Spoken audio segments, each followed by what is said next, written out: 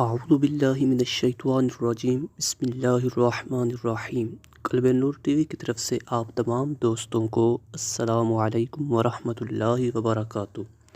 دوستو، اللہ تعالیٰ نے انسان کو پیدا کیا ہے تو اس کے ساتھ رزق کا وعدہ بھی فرمایا ہے کہ رزق اللہ تعالیٰ نے انسان کو دینا ہی دینا ہے۔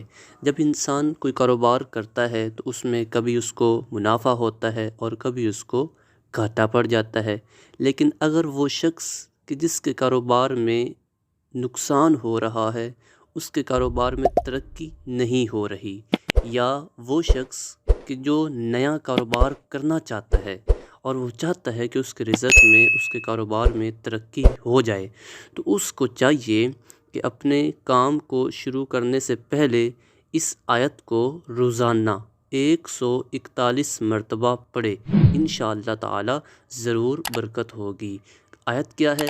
للہ ما فی السماوات والارض ان اللہ هو الغنی الحمید۔ سورۃ لقمان آیت نمبر 26 ہے۔